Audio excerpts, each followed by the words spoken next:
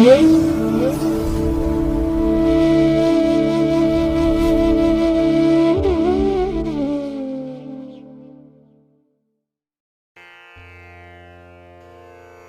ಮಹಾಗಣಪತೇ ನಮಃ. ಶ್ರೀ ಗುರುಭ್ಯೋ ನಮಃ. ಹರಿ ಓಂ. ಪ್ರೀತಿಯ ವೀಕ್ಷಕ ಬಂಧುಗಳೇ, ತಮಗೆಲ್ಲರಿಗೂ ಸಿರಿಗನ್ನಡ ಸುದ್ದಿವಾಹಿನಿಗೆ ಸ್ವಾಗತ.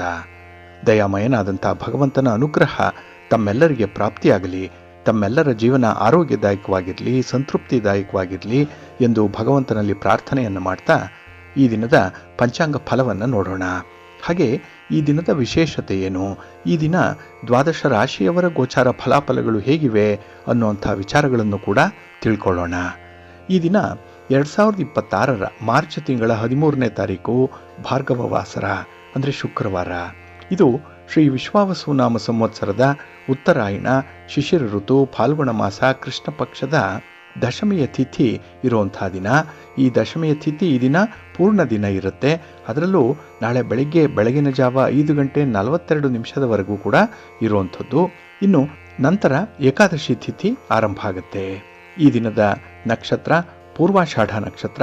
ಇದು ಈ ದಿನ ರಾತ್ರಿ 12:56 ಇರಲಿದೆ. ನಂತರ ಉತ್ತರಾಷಾಢ ಆರಂಭ ಆಗುತ್ತೆ. ಈ ದಿನದ ಕರ್ಣ ಪೂರ್ವಕರ್ಣ ವಣಿಜ. ಇದು ಈ ದಿನ ರಾತ್ರಿ 7:27 ಇರಲಿದೆ. ನಂತರ ಉತ್ತರ ಕರ್ಣ ವಿಷ್ಟಿ ಅಥವಾ ಭದ್ರ ಆರಂಭ ಆಗುತ್ತೆ. ಈ ದಿನದ ಯೋಗ ವ್ಯತಿಪಾತ ಯೋಗ. ಇದು ಈ ದಿನ ಬೆಳಿಗ್ಗೆ 10:30 ಇರಲಿದೆ. ನಂತರ ವರಿಯಾಣ ಯೋಗ ಆರಂಭ ಆಗುತ್ತೆ. ಈ ದಿನ ದಿಕ್ಷೂಲೆ ಇರುವಂಥದ್ದು ಪಶ್ಚಿಮ ದಿಕ್ಕಿಗೆ. ಇನ್ನು ಈ ದಿನ ಸೂರ್ಯ ಇರುವಂಥ ರಾಶಿ ಕುಂಭ, ಚಂದ್ರ ಇರುವಂಥ ರಾಶಿ ಧನಸ್ಸು. ಹಾಗೆ ಈ ದಿನ ರಾಹುಕಾಲ ಇರುವಂಥ ಸಮಯ ಈ ದಿನ ಬೆಳಿಗ್ಗೆ 11:03 ಮಧ್ಯಾಹ್ನ 12:33 ಗುಳಿಕ ಕಾಲ ಈ ದಿನ ಬೆಳಿಗ್ಗೆ 8:03 ಬೆಳಿಗ್ಗೆ 9:33 ಹಾಗೆ ಯಮಗಂಡ ಕಾಲ ಈ ದಿನ ಅಪರಾಹ್ನ 3:33 ಸಂಜೆ 5:03 ಇರಲಿದೆ. ಇನ್ನು ಈ ದಿನ ದುಷ್ಟ ಮುಹೂರ್ತ ಇರುವಂಥ ಸಮಯ ಈ ದಿನ ಬೆಳಿಗ್ಗೆ 8:56 ಬೆಳಿಗ್ಗೆ 9:44 ಹಾಗೆ ಮಧ್ಯಾಹ್ನ 12:54 ಮಧ್ಯಾಹ್ನ 1:42 ದುಷ್ಟ ಮುಹೂರ್ತದ ಸಮಯ. ಹಾಗಾಗಿ ಈ ಸಮಯದಲ್ಲಿ ಯಾವುದೇ ಪ್ರಯಾಣವನ್ನಾಗಲಿ ಯಾವುದೇ ಶುಭ ಕಾರ್ಯಗಳನ್ನಾಗಲಿ ಆರಂಭ ಮಾಡಬೇಡಿ. ಏಕೆಂದರೆ ನೀವು ಯಾವುದೇ ಕೆಲಸ ಕಾರ್ಯಗಳನ್ನು ಈ ದುರ್ಮುಹೂರ್ತದಲ್ಲಿ ಆರಂಭ ಮಾಡಿದರೆ ಅದರಿಂದ ಬರುವಂಥ ಫಲಿತಾಂಶಗಳು ಅಷ್ಟೊಂದು ಅನುಕೂಲಕರವಾಗಿ ಇರೋದಿಲ್ಲ. ಆದ್ದರಿಂದಲೇ ಈ ದುಷ್ಟ ಮುಹೂರ್ತವನ್ನು ಅವಾಯ್ಡ್ ಮಾಡುವಂಥದ್ದು ತುಂಬ ಉತ್ತಮ. ಇನ್ನು ಈ ದಿನ ಅಭಿಜಿತ್ ಮುಹೂರ್ತ ಇರುವಂಥ ಸಮಯ ಈ ದಿನ ಮಧ್ಯಾಹ್ನ 12:07 ಮಧ್ಯಾಹ್ನ 12:54 ಅಭಿಜಿತ್ ಮುಹೂರ್ತದ ಸಮಯ. ಇನ್ನು ಈ ದಿನ ವಿಶೇಷವಾಗಿ ಅಮೃತ ಕಾಲ ಇರುವಂಥ ಸಮಯ ಈ ದಿನ ರಾತ್ರಿ 9:45 ರಾತ್ರಿ 11:30 ಅಮೃತ ಕಾಲದ ಸಮಯ. ಇನ್ನು ಚಗೋದಿಯಾದಂತೆ ಈ ದಿನ ಲಾಭದ ಸಮಯ ಅಂತ ಹೇಳಿದ್ರೆ ಈ ದಿನ ಬೆಳಿಗ್ಗೆ 8:10 ಬೆಳಿಗ್ಗೆ 8:48 ತುಂಬ ಲಾಭಾಂಶ ತರುವಂಥ ಸಮಯ. ಹಾಗಾಗಿ ವ್ಯಾಪಾರಸ್ಥರು, ವ್ಯವಹಾರಸ್ಥರು, ವರ್ತಕರು, ರಿಯಲ್ ಎಸ್ಟೇಟ್ನಲ್ಲಿ ಕೆಲಸ ಮಾಡುವಂಥವರು, ಲೇವಾದೇವಿ ವ್ಯವಹಾರ ಮಾಡುವಂಥವರು, ಒಟ್ಟಾರೆ ಈ ಹಣಕಾಸಿನ ವ್ಯವಹಾರಗಳನ್ನು ಮಾಡಬೇಕು ಅಂದ್ಕೊಂಡಂಥವರು ನಿಮ್ಮ ಯಾವುದೇ ಒಂದು ಉದ್ದೇಶಿತ ಕಾರ್ಯವನ್ನಾಗಲಿ ಅಥವಾ ನಿಮ್ಮ ಪ್ರಯಾಣವನ್ನಾಗಲಿ ಈ ಒಂದು ಲಾಭದ ಸಮಯದಲ್ಲಿ ಆರಂಭ ಮಾಡಿ. ಅಂದರೆ ಬೆಳಿಗ್ಗೆ 8:10 8:48 ಈ ಸಮಯ ನಿಮಗೆ ತುಂಬ ಅನುಕೂಲಕರವಾಗಿರುತ್ತೆ. ಒಳ್ಳೆಯ ಅವಕಾಶಗಳನ್ನು ಕೂಡ ನಿಮ್ಮ ಬಿಸ್ನೆಸ್ಗೆ ತಂದು ಕೊಡುತ್ತೆ. ಇನ್ನು ಈ ದಿನ ಸೂರ್ಯೋದಯ ಆಗುವಂಥ ಸಮಯ ಈ ದಿನ ಪ್ರಾತಃ ಕಾಲ 6:29 ಸೂರ್ಯಾಸ್ತ ಸಂಜೆ 6:28. ಇನ್ನು ಈ ದಿನ ಚಂದ್ರನ ಬಲ ಇರುವಂಥ ರಾಶಿಗಳು ಅಂತ ಹೇಳಿದ್ರೆ ಮಿಥುನ, ಕರ್ಕಾಟಕ, ತುಲಾ, ಧನಸ್ಸು, ಕುಂಭ ಮತ್ತು ಮೀನ. ಈ 6 ರಾಶಿಯವರಿಗೆ ಗೋಚಾರದಲ್ಲಿ ಚಂದ್ರನಿಂದ ಶುಭ ಫಲಗಳ ಯೋಗ ಇರುತ್ತೆ. ಇನ್ನು ಉಳಿದ 6 ರಾಶಿಯವರಿಗೆ ಮಿಶ್ರ ಫಲದ ಯೋಗ ಇರುತ್ತೆ. ಅದನ್ನು ಮುಂದೆ ದ್ವಾದಶ ರಾಶಿಯವರ ಗೋಚಾರ ಫಲಾಫಲಗಳನ್ನು ನೋಡುವಂಥ ಸಂದರ್ಭದಲ್ಲಿ ಮತ್ತಷ್ಟು ಹೆಚ್ಚಿನ ಮಾಹಿತಿಗಳನ್ನು ತಿಳ್ಕೊಳ್ಳೋಣ. ಇನ್ನು ಈ ದಿನದ ಹೊರದ ಅಧಿಪತಿ ಶುಕ್ರ ಅಂತ ಹೇಳಿದ್ರೆ ಪ್ರೀತಿಗೆ, ಪ್ರೇಮಕ್ಕೆ ಕಾರಕನಾಗಿರುವಂಥವನು. ಹಾಗಾಗಿ ಪ್ರೇಮಿಗಳಿಗೆ ಈ ದಿನ ಬಹಳ ಚೆನ್ನಾಗಿದೆ. ಹಾಗೆ ಪತಿ ಪತ್ನಿಯರ ಮಧ್ಯೆ ಒಂದು ಹೊಂದಾಣಿಕೆಯ ಮನೋಭಾವವನ್ನು ರೂಢಿಸ್ಕೊಳ್ಳಿಕ್ಕೂ ಕೂಡ ಈ ದಿನ ಒಳ್ಳೆಯ ಅವಕಾಶಗಳು ಸಿಕ್ಕತ್ತೆ. ಆ ಅವಕಾಶಗಳನ್ನು ಬಳಸ್ಕೊಂಡ್ರೆ ನಿಮ್ಮ ಒಂದು ಸಂಬಂಧ ಗಟ್ಟಿಯಾಗುತ್ತೆ. ಹಾಗಾಗಿ ಪರಸ್ಪರ ಭಿನ್ನಾಭಿಪ್ರಾಯ ಇದ್ದರೂ ಕೂಡ ಈ ದಿನ ನಿಮ್ಮ ಭಾವನೆಗಳನ್ನು ವ್ಯಕ್ತಪಡಿಸಲಿಕ್ಕೆ ಒಂದು ಒಳ್ಳೆಯ ಅವಕಾಶ ಸಿಕ್ಕತ್ತೆ. ಹಾಗಾಗಿ ಈ ಪ್ರೀತಿ ಪ್ರೇಮದ ವಿಚಾರದಲ್ಲಿ ಈ ದಿನ ಬಹಳ ಅನುಕೂಲಕರವಾಗಿರುವಂಥ ಸಂದರ್ಭಗಳು ಕೂಡ ಇದೆ. ಇನ್ನು ಈ ಶುಕ್ರ ಮನರಂಜನೆಗೆ, ಸೌಂದರ್ಯಕ್ಕೆ, ಆಡಂಬರಕ್ಕೆ, ನೃತ್ಯಕ್ಕೆ, ಸಂಗೀತಕ್ಕೆ, ವಿವಾಹಕ್ಕೆ, ಫಲವತ್ತತೆಗೆ ಕಾರಕನಾಗಿರುವಂಥವನು. ಹಾಗಾಗಿ ಇವೆಲ್ಲವೂ ಕೂಡ ನಮ್ಮ ಮನಸ್ಸಿನ ಸಂತೋಷವನ್ನು ಹೆಚ್ಚಿಸುವಂಥದ್ದು, ಮನರಂಜನೆ ಕೊಡುವಂಥದ್ದು. ಹಾಗಾಗಿ ಈ ದಿನ ಮನಸ್ಸಿಗೆ ತುಂಬ ಖುಷಿಯಾಗುವಂಥ ಸನ್ನಿವೇಶಗಳು ಕೂಡ ಇದೆ. ಇನ್ನು ನಾವು ನಿರ್ಮಾಣ ಮಾಡಿರುವಂಥ ಮನೆ, ನಮ್ಮ ವಾಹನ ಅಥವಾ ಮುಂದೆ ಮನೆ ಕಟ್ಟಬೇಕು ಅಂದ್ಕೊಳ್ಳುವಂಥವ್ರು, ವಾಹನವನ್ನು ಖರೀದಿ ಮಾಡಬೇಕು ಅಂದ್ಕೊಳ್ಳುವಂಥವ್ರಿಗೂ ಕೂಡ ಈ ದಿನ ಚೆನ್ನಾಗಿದೆ. ಏಕೆಂದರೆ ಶುಕ್ರನ ಅನುಗ್ರಹ ಇದ್ದರೆ ನಿಮ್ಮ ಒಂದು ಕನಸು ನನಸಾಗುತ್ತೆ. ಅದಕ್ಕೆ ಯಾವ ದಾರಿಯಲ್ಲಿ ನೀವು ಸಾಗಿದ್ರೆ ನಿಮ್ಮ ಒಂದು ಕನಸು ನನಸಾಗುತ್ತೆ ಅನ್ನುವಂಥ ವಿಚಾರ ಕೂಡ ನಿಮಗೆ ಗೊತ್ತಾಗುತ್ತೆ. ಹಾಗಾಗಿನೇ ಈ ದಿನ ಶುಕ್ರನ ಅನುಗ್ರಹವನ್ನು ಪಡ್ಕೊಳ್ಬೇಕು. ನಿಮ್ಮ ಕೆಲಸ ಕಾರ್ಯಗಳು ತುಂಬ ಲಾಭವನ್ನು ತರಬೇಕು, ಯಶಸ್ವಿ ಆಗಬೇಕು. ಅದಕ್ಕಾಗಿ ಈ ದಿನ ಇರುವಂಥ ಗುರುಹೋರದಲ್ಲಿ ನಿಮ್ಮ ಕೆಲಸ ಕಾರ್ಯಗಳನ್ನು ಆರಂಭ ಮಾಡಿದ್ರೆ ಅದು ಕೂಡ ಬಹಳ ಅತ್ಯುತ್ತಮವಾಗೇ ಇರುತ್ತೆ. ಆದರೆ ಈ ಗುರುಹೋರದ ಸಮಯದಲ್ಲಿ ಬೆಳಿಗ್ಗೆ ಸ್ವಲ್ಪ ಭಾಗ ಮಾತ್ರ ರಾಹುಕಾಲದ ಸಮಯ ಇರುತ್ತೆ. ಇದನ್ನು ನೀವು ನೋಡಿಕೊಂಡು ಅನುಸರಣೆ ಮಾಡಬೇಕಾಗತ್ತೆ. ಹಾಗಾಗಿ ಈ ದಿನ ಗುರುಹೋರ ಇರುವಂಥ ಸಮಯ ಬೆಳಿಗ್ಗೆ 10 ಗಂಟೆ 38 ನಿಮಿಷದಿಂದ ಬೆಳಿಗ್ಗೆ 11 ಗಂಟೆ 37 ನಿಮಿಷದವರೆಗೆ. ಇನ್ನು ಸಂಜೆ 5 ಗಂಟೆ 27 ನಿಮಿಷದಿಂದ ಸಂಜೆ 6 ಗಂಟೆ 26 ನಿಮಿಷದವರೆಗೆ. ಇನ್ನು ರಾತ್ರಿ 12 ಗಂಟೆ 35 ನಿಮಿಷದಿಂದ ರಾತ್ರಿ 1 ಗಂಟೆ 36 ನಿಮಿಷದವರೆಗೆ ಗುರುಹೋರ ಇರುವಂಥ ಸಮಯ. ಇದನ್ನು ನೀವು ಅನುಸರಣೆ ಮಾಡಬಹುದು, ಒಳ್ಳೆಯದಾಗತ್ತೆ. ಹಾಗೆ ಈ ದಿನ ಇರುವಂಥ ಶನಿಹೋರ ಕೂಡ ಬಹಳ ಚೆನ್ನಾಗಿದೆ. ಕೆಲವು ದಿನಗಳಲ್ಲಿ ಶನಿಹೋರ ಅಷ್ಟು ಅನುಕೂಲಕರವಾಗಿರಲ್ಲ. ಶನಿಹೋರದಲ್ಲಿ ಆರಂಭ ಮಾಡಿರುವಂಥ ಕೆಲಸ ಕಾರ್ಯಗಳು ತುಂಬ ನಿಧಾನವಾದಂಥ ಫಲಿತಾಂಶವನ್ನು ತರುತ್ತೆ. ಆದರೆ ಈ ದಿನ ನೀವು ಶನಿಹೋರದಲ್ಲೇ ಆರಂಭ ಮಾಡಿರುವಂಥ ಕೆಲಸ ಕಾರ್ಯಗಳಲ್ಲಿ ತುಂಬ ಸಕ್ಸಸ್ ಇದೆ. ಅದರಲ್ಲೂ ಕಬ್ಬಿಣದ ವ್ಯಾಪಾರಿಗಳಿಗೆ, ಕಲ್ಲಿನ ವ್ಯಾಪಾರಿಗಳಿಗೆ ತುಂಬ ಅನುಕೂಲ ಇರುತ್ತೆ. ನಿಮ್ಮ ವ್ಯಾಪಾರ ವ್ಯವಹಾರಗಳಿಂದ ನಿಮಗೆ ಈ ದಿನ ಸಮಾಧಾನಕರವಾದಂಥ ರೀತಿಯಲ್ಲಿ ಪ್ರಗತಿ ಇರುತ್ತೆ. ಇನ್ನು ಜಡ್ಜ್ಮೆಂಟ್ ವಿಚಾರದಲ್ಲಿ, ನ್ಯಾಯಾಲಯದಲ್ಲಿ ಅಥವಾ ಬೇರೆ ಯಾವುದೇ ಕೋರ್ಟ್ಗಳಲ್ಲಿ ತೀರ್ಪುಗಳು ಬಾಕಿ ಇದ್ದರೆ ಅದು ಕೂಡ ನಿಮ್ಮ ಪರವಾಗಿ ಬರುವಂಥ ಸಾಧ್ಯತೆಗಳು ಈ ದಿನ ಕಾಣಿಸ್ತಾ ಇದೆ. ಹಾಗಾಗಿ ಶನಿಹೋರ ನ್ಯಾಯ, ನೀತಿ, ಧರ್ಮ ಪರಿಪಾಲನೆ ಮಾಡುವಂಥವ್ರಿಗೆ, ಕಷ್ಟಪಟ್ಟು ದುಡಿಯುವಂಥವ್ರಿಗೆ ಅತ್ಯುತ್ತಮವಾದಂಥ ಫಲವನ್ನು ತಂದುಕೊಡುವಂಥ ಸಂದರ್ಭ ಇದು. ಹಾಗಾಗಿ ಈ ದಿನ ಶನಿಹೋರ ಇರುವಂಥ ಸಮಯ ಈ ದಿನ ಬೆಳಿಗ್ಗೆ 9 ಗಂಟೆ 40 ನಿಮಿಷದಿಂದ ಬೆಳಿಗ್ಗೆ 10 ಗಂಟೆ 38 ನಿಮಿಷದವರೆಗೆ. ಇನ್ನು ಅಪರಾಹ್ನ 4 ಗಂಟೆ 29 ನಿಮಿಷದಿಂದ ಸಂಜೆ 5 ಗಂಟೆ 27 ನಿಮಿಷದವರೆಗೆ. ಹಾಗೆ ರಾತ್ರಿ 11 ಗಂಟೆ 33 ನಿಮಿಷದಿಂದ ರಾತ್ರಿ 12 ಗಂಟೆ 35 ನಿಮಿಷದವರೆಗೆ ಶನಿಹೋರ ಇರುವಂಥ ಸಮಯ. ಇದನ್ನು ಈ ದಿನ ನೀವು ಅನುಸರಣೆ ಮಾಡಬಹುದು, ಒಳ್ಳೆಯದಾಗತ್ತೆ. ಹಾಗೆ ಈ ದಿನ ಇರುವಂಥ ಚಂದ್ರಹೋರ ಇದು ಕೂಡ ಚೆನ್ನಾಗಿದೆ ನೋಡಿ. ಚಂದ್ರ ಮನಃಕಾರಕ. ಹಾಗಾಗಿ ಈ ದಿನ ನೀವು ಮನಸ್ಸು ಮಾಡಿದ್ರೆ ಏನು ಬೇಕಾದರೂ ಸಾಧನೆ ಮಾಡ್ಬೋದು. ಅಷ್ಟು ಎನರ್ಜಿ ನಿಮ್ಮಲ್ಲಿದೆ, ಅಷ್ಟು ಉತ್ಸಾಹ ಇದೆ, ಅಷ್ಟು ಟ್ಯಾಲೆಂಟ್ ಇದೆ, ಪ್ರತಿಭೆ ಇದೆ. ಇದನ್ನು ಬಳಸ್ಕೊಳ್ಳುವಂಥವರು ಮಾತ್ರ ಅತ್ಯುತ್ತಮವಾದಂಥ ಪ್ರಗತಿಯನ್ನು ಪಡ್ಕೊಳ್ಳುವಂಥದ್ದು ಇದೆ. ಆದರೆ ಕೆಲವರಿಗೆ ನಿಮ್ಮ ಬಗ್ಗೆನೇ ನಿಮಗೆ ಅಸಮಾಧಾನ, ಆತ್ಮವಿಶ್ವಾಸ ಇಲ್ಲ. ಇದು ನಾನು ಮಾಡಲಾಗದಂಥ ಕೆಲಸ ಅಂತ ಹೇಳಿ ಮೊದಲೇ ಅಂದ್ಕೊಂಡು ಬಿಡ್ತೀರಿ. ಹಾಗಾಗಿನೇ ನಿಮಗೆ ಸೋಲು ಖಚಿತ ಆಗಿಬಿಡುತ್ತೆ. ಹಾಗಾಗಿ ಈ ದಿನ ಇರುವಂಥ ಚಂದ್ರಹೋರದಲ್ಲಿ ಮನಸ್ಸು ಮಾಡಿ ಕೆಲಸಗಳನ್ನು ಆರಂಭ ಮಾಡಿ, ಒಳ್ಳೆಯದಾಗುತ್ತೆ. ಅದರಲ್ಲೂ ಹಾಲು, ನೀರು, ಎಣ್ಣೆ, ಪೆಟ್ರೋಲ್, ಕೆಮಿಕಲ್ಸ್ ಇತ್ಯಾದಿ ದ್ರವ ಪದಾರ್ಥಗಳನ್ನು ಯಾರು ಮಾರಾಟ ಮಾಡ್ತಾರೆ, ಯಾರು ಖರೀದಿ ಮಾಡ್ತಾರೆ, ಅವರಿಗೆ ತುಂಬ ಅನುಕೂಲ ಇದೆ. ವ್ಯಾಪಾರದಲ್ಲಿ ಲಾಭ ಇದೆ. ಇನ್ನು ಹೋಟೆಲ್ ಉದ್ಯಮವನ್ನು ನಡೆಸುವಂಥವ್ರಿಗಾಗಲಿ, ಹೋಟೆಲ್ಗಳಲ್ಲಿ, ರೆಸ್ಟೋರೆಂಟ್ಗಳಲ್ಲಿ ಕೆಲಸ ಮಾಡ್ತಾ ಇರುವಂಥವ್ರಿಗೂ ಕೂಡ ಈ ದಿನ ಇರುವಂಥ ಚಂದ್ರಹೋರ ಬಹಳ ಚೆನ್ನಾಗಿದೆ. ಇನ್ನು ವಿಶೇಷವಾಗಿ ಈ ದಿನ ವಿವಾಹಕ್ಕೆ ಸಂಬಂಧಪಟ್ಟಂತಹ ಯಾವುದೇ ಚಟುವಟಿಕೆಗಳನ್ನು ಆರಂಭ ಮಾಡಲಿಕ್ಕೂ ಕೂಡ ಚಂದ್ರಹೋರವನ್ನು ನೀವು ಬಳಸ್ಕೊಳ್ಬಹುದು. ಇದನ್ನು ಅನುಸರಣೆ ಮಾಡಬಹುದು.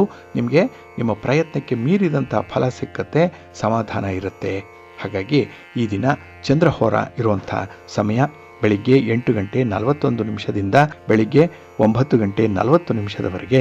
ಇನ್ನು ಅಪರಾಹ್ನ 3 ಗಂಟೆ 40 ನಿಮಿಷದಿಂದ ಅಪರಾಹ್ನ 4 ಗಂಟೆ 29 ನಿಮಿಷದವರೆಗೆ.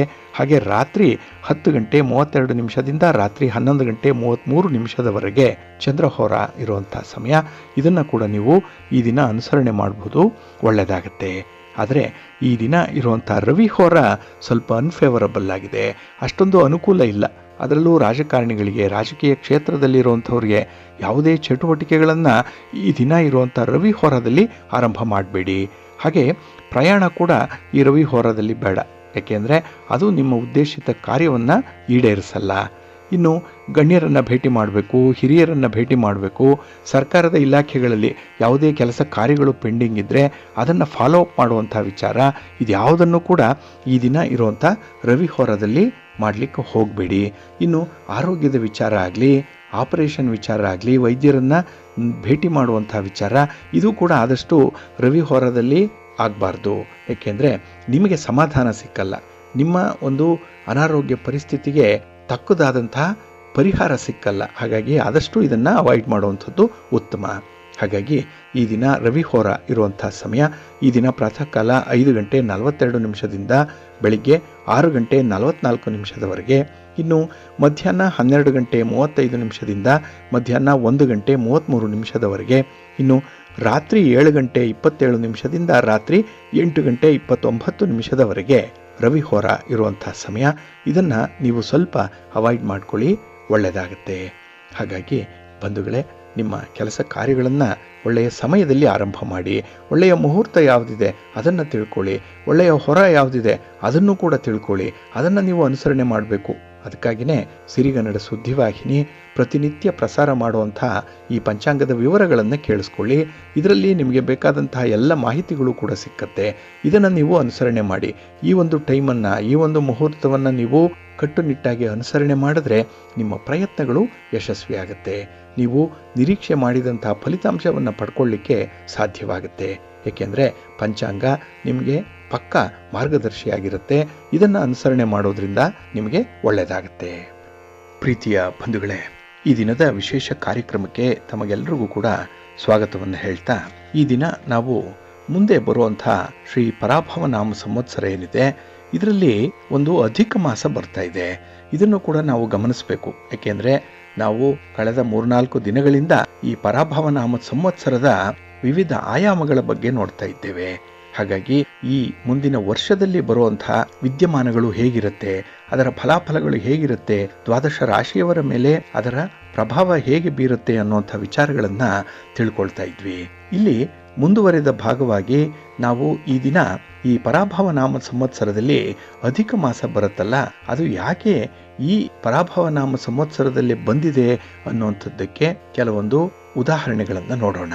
ಇಲ್ಲಿ ಸೌರ ವರ್ಷವನ್ನ ಚಂದ್ರ ವರ್ಷದೊಂದಿಗೆ ಸಮನ್ವಯಗೊಳಿಸುವಂತಹ ಒಂದು ಪ್ರಕ್ರಿಯೆ ನಡೀತಾನೆ ಇರುತ್ತೆ.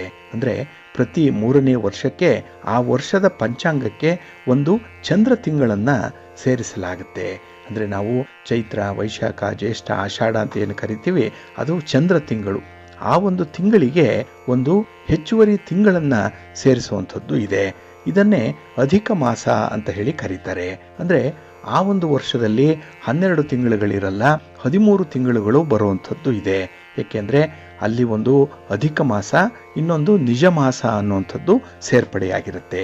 ಹಾಗಾಗಿ ಈ ಸೌರ ವರ್ಷ ಸಾಮಾನ್ಯವಾಗಿ ನಮಗೆ ಗೊತ್ತಿರೋ ಹಾಗೆ 365 ದಿನಗಳು, ಮತ್ತು ಅದರಲ್ಲಿ 15 ಘಟಿಗಳು, 22 ಫಲಗಳು ಮತ್ತು 57 ವಿಫಲಗಳು ಸೇರ್ಕೊಂಡಿರುತ್ತೆ.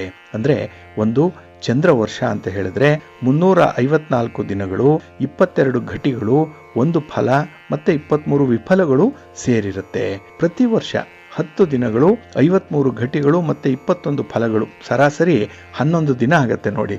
ಅಂದರೆ ಈ 10 ದಿನ ಪ್ಲಸ್ 53 ಘಟಿ ಪ್ಲಸ್ 21 ಫಲಗಳನ್ನು ಸೇರಿಸಿದ್ರೆ ಸಾಮಾನ್ಯವಾಗಿ ಸರಾಸರಿ 11 ದಿನಗಳ ವ್ಯತ್ಯಾಸ ಬರುತ್ತೆ. ಈ ವ್ಯತ್ಯಾಸವನ್ನು ಸಮತೋಲನಗೊಳಿಸ್ಬೇಕಲ್ಲ, ಬ್ಯಾಲೆನ್ಸ್ ಮಾಡಬೇಕಲ್ಲ.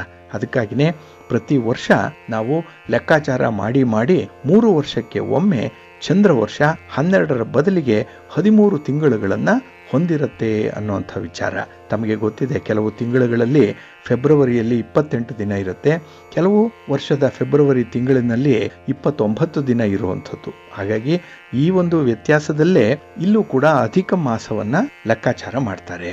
ವಾಸ್ತವವಾಗಿ ಈ ಪರಿಸ್ಥಿತಿ ಸ್ವಾಭಾವಿಕವಾಗಿ ಉದ್ಭವಿಸುತ್ತೆ. ಏಕೆಂದರೆ ಈ ಚಂದ್ರ ಮಾಸದಲ್ಲಿ ಸೂರ್ಯ ಸಂಕ್ರಾಂತಿ ಆಗಲ್ಲ. ಹಾಗಾಗಿ ಈ ಸೌರ ಆಯನ ಸಂಕ್ರಾಂತಿ ಏನಿದೆ ಅದು ಸಂಭವಿಸದೇ ಇರುವಂಥ ಚಂದ್ರಮಾಸವನ್ನ ಅಧಿಕ ಮಾಸ ಅಂತ ಹೇಳಿ ಕರೀತಾರೆ. ಅಂದ್ರೆ ಇಲ್ಲಿ ಬಹಳ ಸಿಂಪಲ್ ಆಗಿ ಹೇಳೋದಾದ್ರೆ, ಹುಣ್ಣಿಮೆಯಿಂದ ಅಮಾವಾಸ್ಯೆಯ ಒಳಗೆ ರವಿ ಒಂದು ರಾಶಿಯಿಂದ ಮತ್ತೊಂದು ರಾಶಿಗೆ ಪ್ರಯಾಣ ಮಾಡಬೇಕು. ಆದರೆ ಕೆಲವು ಸಂದರ್ಭದಲ್ಲಿ ರವಿ ಆ ಹುಣ್ಣಿಮೆಯಿಂದ ಅಮಾವಾಸ್ಯೆಯವರೆಗಿನ ಅವಧಿಯಲ್ಲಿ, ಅಂದ್ರೆ ಆ 30 ದಿನಗಳ ಅವಧಿಯಲ್ಲಿ ಎಲ್ಲಿ ಇರ್ತಾನೋ ರವಿ ಅದೇ ರಾಶಿಯಲ್ಲೇ ಇರ್ತಾನೆ. ಅಂದ್ರೆ ಮುಂದಿನ ರಾಶಿಗೆ ಪ್ರಯಾಣ ಮಾಡಲ್ಲ. ಹಾಗಾಗಿ ಇಂಥ ಒಂದು ಸನ್ನಿವೇಶ ಏನಿದೆ ಅದನ್ನ ಅಧಿಕ ಮಾಸ ಅಂತ ಹೇಳಿ ಕರೆಯುವಂಥದ್ದು ಇದೆ. ಇಲ್ಲಿ ನೀವು ಈ ವರ್ಷದ ಪರಾಭವ ನಾಮ ಸಂವತ್ಸರದ ಜೂನ್ ಜುಲೈ ತಿಂಗಳನ್ನ ತೆಗೆದುಕೊಂಡ್ರೆ ಈ ಒಂದು ಅನುಭವ ನಿಮಗೆ ಉಂಟಾಗುತ್ತೆ. ಹಾಗಾಗಿನೇ ಇಲ್ಲಿ ಮೇ ತಿಂಗಳಿನಲ್ಲಿ ಹುಣ್ಣಿಮೆ ಆದ ಮೇಲೆ ಜ್ಯೇಷ್ಠ ಮಾಸ ಆರಂಭ ಆಗಬೇಕು. ಆದರೆ ಆ ಜ್ಯೇಷ್ಠ ಮಾಸ ಆರಂಭ ಆಗುವಂಥದ್ದು ಈ ಮೇ 17ನೇ ತಾರೀಕು. ಇಲ್ಲಿ ಈ ಜ್ಯೇಷ್ಠ ಮಾಸವನ್ನ ಅಧಿಕ ಜ್ಯೇಷ್ಠ ಅಂತ ಹೇಳಿ ಕರೀತಾರೆ. ಈ ಅಧಿಕ ಜ್ಯೇಷ್ಠ ಎಲ್ಲಿವರೆಗಿರುತ್ತೆ ಅಂದ್ರೆ ಜೂನ್ 15ನೇ ತಾರೀಕಿನವರೆಗೆ ಇಲ್ಲಿರುತ್ತೆ. ಜೂನ್ 15ನೇ ತಾರೀಕು ರವಿ ವೃಷಭ ರಾಶಿಯಿಂದ ಮಿಥುನ ರಾಶಿಗೆ ಪ್ರವೇಶ ಮಾಡಿರ್ತಾನೆ. ಮಿಥುನ ರಾಶಿಯಲ್ಲಿ ರವಿ ಇದ್ದ ಈ ಅಧಿಕ ಜ್ಯೇಷ್ಠದಲ್ಲಿ. ಹಾಗೆ ನಿಜ ಜ್ಯೇಷ್ಠದಲ್ಲೂ ಕೂಡ ರವಿ ಆ ತಿಂಗಳು ಪೂರ್ತಿ ರಾಶಿಯಲ್ಲೇ ಇರ್ತಾನೆ. ಹಾಗಾಗಿ ರವಿ ಮತ್ತೆ ಕರ್ಕಾಟಕ ರಾಶಿಗೆ ಹೋಗುವಂಥದ್ದು ಜುಲೈ 17ನೇ ತಾರೀಕು. ಅಂದ್ರೆ ಸರಿಸುಮಾರು ಜೂನ್ 16ರಿಂದ ಅಮಾವಾಸ್ಯೆ ಬರುತ್ತಲ್ಲ, ಜುಲೈ 14ನೇ ತಾರೀಕು, ಅಲ್ಲಿವರೆಗೆ ರವಿ ಮಿಥುನ ರಾಶಿಯಲ್ಲೇ ಇರ್ತಾನೆ. ಇದು ಸಂಕ್ರಾಂತಿ ಘಟಿಸದೇ ಇರುವಂತಹ ಒಂದು ಸಂದರ್ಭ. ಹಾಗಾಗಿ ಈ ಒಂದು ಜ್ಯೇಷ್ಠ ಮಾಸ ಏನಿದೆ ಇದನ್ನ ಅಧಿಕ ಜ್ಯೇಷ್ಠ ಮತ್ತೆ ನಿಜ ಜ್ಯೇಷ್ಠ ಅಂತ ಹೇಳಿ ಕರೆಯುವಂಥದ್ದು ಇದೆ. ಅದು ಈ ಪರಾಭವ ನಾಮ ಸಂವತ್ಸರದಲ್ಲಿ ಈ ಅಧಿಕ ಮಾಸ ಅನ್ನುವಂಥದ್ದು ಸಂಭವಿಸ್ತಾ ಇದೆ. ಈ ಅಧಿಕ ಮಾಸವನ್ನೇ ಕೆಲವರು ಮಲಮಾಸ ಅಂತ ಹೇಳಿ ಕರೆದ್ರೆ, ಕೆಲವರು ಪುರುಷೋತ್ತಮ ಮಾಸ ಅಂತ ಹೇಳಿ ಕರೀತಾರೆ. ಈ ಒಂದು ಹೆಚ್ಚುವರಿ ತಿಂಗಳನ್ನ ಪುರುಷೋತ್ತಮನಿಗೆ ಸಮರ್ಪಣೆ ಮಾಡಿರುವಂಥದ್ದು ಇದೆ. ಹಾಗಾಗಿ ಇಲ್ಲಿ ಈ ಸೌರ ಮತ್ತೆ ಚಂದ್ರನ ವರ್ಷಗಳ ನಡುವಿನ ವ್ಯತ್ಯಾಸವನ್ನ ಸರಿಸುಮಾರು 11 ದಿನ ಏನಿದೆ ಅದನ್ನು ಸರಿದೂಗಿಸ್ಲಿಕ್ಕಾಗಿ ಇಲ್ಲಿ ಹೆಚ್ಚುವರಿಯಾಗಿ 13ನೇ ತಿಂಗಳು ಬರುತ್ತೆ. ಹಾಗಾಗಿ ಈ ಮಾಸಕ್ಕೆ ಪ್ರತ್ಯೇಕವಾಗಿ ಸಂಕ್ರಾಂತಿ ಇಲ್ಲದ ಕಾರಣ ಇದನ್ನ ಮಲಮಾಸ ಅಂತ ಹೇಳಿ ಕರೀತಾರೆ. ಇದು ವಿಷ್ಣುವಿಗೆ ಪ್ರಿಯ, ಆದ್ರಿಂದ ಇದನ್ನ ಪುರುಷೋತ್ತಮ ಮಾಸ ಅಂತ ಹೇಳಿ ಕೂಡ ಕರೆಯುವಂಥದ್ದಿದೆ. ಹಾಗಾಗಿ ಈ ಅಧಿಕ ಮಾಸದಲ್ಲಿ ಯಾವುದೇ ರೀತಿಯ ಶುಭ ಕಾರ್ಯಗಳನ್ನ ಮಾಡಲ್ಲ. ಅಂದ್ರೆ ಮದುವೆ ಆಗ್ಲಿ, ಗೃಹ ಪ್ರವೇಶ ಆಗ್ಲಿ, ಉಪನಯನ ಆಗ್ಲಿ ಯಾವುದು ಕೂಡ ಈ ಒಂದು ಮಲಮಾಸದಲ್ಲಿ ಮಾಡಬಾರ್ದು ಅನ್ನುವಂಥದ್ದು ಇದೆ. ಆದರೆ ಅದಕ್ಕೆ ಬದಲಾಗಿ ಈ ಒಂದು ಅಧಿಕ ಮಾಸದಲ್ಲಿ ದಾನವನ್ನ ಮಾಡಲಿಕ್ಕೆ, ಪವಿತ್ರ ನದಿಗಳಲ್ಲಿ ಸ್ನಾನವನ್ನ ಮಾಡಲಿಕ್ಕೆ, ಜಪ ತಪ ಮತ್ತೆ ದೇವತಾರಾಧನೆ ಇವುಗಳನ್ನ ಮಾಡಲಿಕ್ಕೆ ತುಂಬಾ ಪ್ರಶಸ್ತವಾಗಿರುವಂತಹ ಸಂದರ್ಭ ಇದು. ಹಾಗಾಗಿ ದಾನ ಧರ್ಮಾದಿಗಳನ್ನ ಹೆಚ್ಚು ಹೆಚ್ಚು ಅಧಿಕ ಮಾಸದಲ್ಲಿ ಮಾಡಿದಷ್ಟು ಅಧಿಕ ಫಲ ಸಿಕ್ಕತ್ತೆ ಅನ್ನುವಂಥ ಒಂದು ವಿಚಾರ ಇದೆ. ಇನ್ನು ವಿಶೇಷವಾಗಿ ಈ ಒಂದು ಅಧಿಕ ಮಾಸದಲ್ಲಿ ಸುಮಂಗಲಿ ಪ್ರಾಪ್ತಿಗಾಗಿ, ಅಂದ್ರೆ ಮಹಿಳೆಯರು ತಮ್ಮ ಮಾಂಗಲ್ಯ ರಕ್ಷಣೆಗಾಗಿ, ಪಾಪ ವಿಮೋಚನೆಗಾಗಿ ಈ ಮಾಸದಲ್ಲಿ ವಿಶೇಷ ವ್ರತಗಳನ್ನ ಆಚರಣೆ ಮಾಡುವಂಥದ್ದು ಇದೆ. ಸಾಮಾನ್ಯವಾಗಿ ಈ ಅಧಿಕ ಮಾಸ ಏನಿದೆ ಅದು ಚೈತ್ರ ಮಾಸದಿಂದ ಫಾಲ್ಗುಣ ಮಾಸದ ನಡುವೆ ಬರುವಂಥದ್ದು. ಹಾಗಾಗಿ ಈ ವರ್ಷ ಈ ಪರಾಭವ ನಾಮ ಸಂವತ್ಸರದಲ್ಲಿ ಜ್ಯೇಷ್ಠ ಮಾಸದಲ್ಲಿ ಅಧಿಕ ಮಾಸ ಬರ್ತಾ ಇರುವಂಥದ್ದು. ಹಾಗೆ ಈ ಅಧಿಕ ಮಾಸದಲ್ಲಿ ಮತ್ತೆ ಒಂದು ವಿಶೇಷವಾದಂತಹ ಕೆಲಸವನ್ನ ಮಾಡಬಹುದು ಅಂತ ಹೇಳಿದ್ರೆ ಅದು ತೀರ್ಥಯಾತ್ರೆ. ಹಾಗಾಗಿ ದೇವಾಲಯಗಳ ದರ್ಶನ ಮಾಡುವಂಥದ್ದು, ವಿಶೇಷವಾದಂತಹ ಶಾಸ್ತ್ರ ಪಠಣವನ್ನ ಮಾಡುವಂಥದ್ದು, ಹಾಗೆ ಶಾಸ್ತ್ರಾಭ್ಯಾಸವನ್ನ ಮಾಡಲಿಕ್ಕೆ ಇದು ಪ್ರಶಸ್ತವಾಗಿ ಇರುವಂಥದ್ದು. ಹಾಗೆ ಈ ಅಧಿಕ ಮಾಸದ ಸಮಯದಲ್ಲಿ ಯಾರು ಹೆಚ್ಚು ಉಪವಾಸವನ್ನ ಮಾಡ್ತಾರೆ, ಯಾರು ವ್ರತಾದಿಗಳನ್ನು ಅನುಸರಣೆ ಮಾಡ್ತಾರೆ, ಯಾರು ಧಾರ್ಮಿಕ ಗ್ರಂಥಗಳನ್ನು ಪಠಣ ಮಾಡ್ತಾರೆ, ಪ್ರಾರ್ಥನೆಯನ್ನ ಮಾಡ್ತಾರೆ, ಅಂಥವರಿಗೆ ಅವರು ಮಾಡಿರುವಂತಹ ಪಾಪಕರ್ಮಗಳು ತೊಳೆಯಲ್ಪಡುತ್ತೆ. ಅಂದ್ರೆ ಅವರ ಪಾಪಗಳನ್ನು ತೊಡ್ಕೊಳ್ಳಿಕ್ಕೆ ಇದು ಬಹಳ ವಿಶೇಷವಾದಂತಹ ಒಂದು ಸಂದರ್ಭ ಇದು. ಹಾಗಾಗಿನೇ ಪೂಜೆ ಪುನಸ್ಕಾರಗಳನ್ನು ಮಾಡಲಿಕ್ಕೆ, ಹೋಮ ಹವನಾದಿಗಳನ್ನು ಮಾಡಲಿಕ್ಕೆ ಈ ಒಂದು ಸಂದರ್ಭ ಬಹಳ ಸೂಕ್ತವಾಗಿರುವಂಥದ್ದು. ಹಾಗಾಗಿ ಈ ಪುನರ್ಜನ್ಮದ ಚಕ್ರ ಏನಿದೆ, ಅಂದ್ರೆ ಹುಟ್ಟು ಮತ್ತೆ ಸಾವು, ಬರ್ತ್ ಅಂಡ್ ರೀಬರ್ತ್ ಅನ್ನುವಂಥದ್ದೇನಿದೆ, ಆ ಚಕ್ರದಿಂದ ಅವರು ಹೊರಗುಳಿಬೇಕು ಅಂತ ಹೇಳಿದ್ರೆ, ಪುನರ್ಜನ್ಮ ಬೇಡ, ಈ ಒಂದು ಜನ್ಮವೇ ನಮಗೆ ಮುಕ್ತಿಯನ್ನು ಕರುಣಿಸು ಅಂತ ಹೇಳಿ ಭಗವಂತನನ್ನ ಪ್ರಾರ್ಥನೆ ಮಾಡಿಕೊಳ್ಳುವಂಥವ್ರು ಈ ಅಧಿಕ ಮಾಸದ ಫಲವನ್ನ ಪಡ್ಕೊಳ್ಬಹುದು. ಹಾಗಾಗಿ ಇದಕ್ಕೆ ಬಹಳ ವಿಶೇಷವಾದಂತಹ ಒಂದು ಅವಕಾಶ ಇರೋದ್ರಿಂದ ಈ ಅಧಿಕ ಮಾಸದ ಅನುಸರಣೆ ಏನಿದೆ ಅದು ಪರಿಹಾರದ ಅವಧಿ ಅಂತ ಹೇಳೇನೆ ಇದನ್ನ ಕರೀಬಹುದು.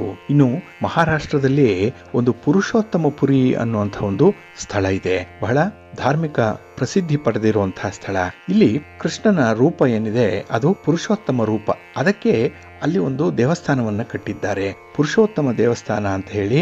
ಇಲ್ಲಿ ಪ್ರತಿ ಅಧಿಕ ಮಾಸದಲ್ಲಿ ಅಂದ್ರೆ 3 ವರ್ಷಕ್ಕೆ ಒಮ್ಮೆ ಇಲ್ಲಿ ದೊಡ್ಡ ಜಾತ್ರೆ ನಡೆಯುವಂತ ಸಂದರ್ಭ ಇದೆ. ಹಾಗಾಗಿ ಸಾವಿರಾರು ಭಕ್ತರು ಈ ಅಧಿಕ ಮಾಸದಲ್ಲಿ ನಡೆಯುವಂತಹ ಒಂದು ವಿಶೇಷ ಜಾತ್ರೆಯಲ್ಲಿ ಭಾಗವಹಿಸುವಂಥದ್ದು. ಜೊತೆಗೆ ಯಾರು ಆ ಒಂದು ರಥವನ್ನ ಮುಟ್ಟುತ್ತಾರೆ ಆ ದಿನ ಅವರು ಹಿಂದೆ ಮಾಡಿರುವಂತಹ ಎಲ್ಲ ಪಾಪಗಳು ಕೂಡ ನಿವಾರಣೆಯಾಗತ್ತೆ, ನಿರ್ಮೂಲನೆ ಆಗತ್ತೆ ಅನ್ನುವಂಥ ಒಂದು ನಂಬಿಕೆ ಇದೆ. ಹಾಗಾಗಿನೇ ಈ ಅಧಿಕ ಮಾಸ ಅತ್ಯಂತ ಪವಿತ್ರತಮವಾಗಿರುವಂತಹ ಮಾಸ, ಆದರೆ ಶುಭ ಕಾರ್ಯಗಳನ್ನ ಮಾಡಲು ಯೋಗ್ಯ ಇಲ್ಲದೆ ಇರುವಂತಹ ಒಂದು ಮಾಸ. ಇನ್ನು ಈ ಅಧಿಕ ಮಾಸಕ್ಕೆ ಸಂಬಂಧಪಟ್ಟಂತೆ ಒಂದು ದಂತಕತೆ ಕೂಡ ಇದೆ.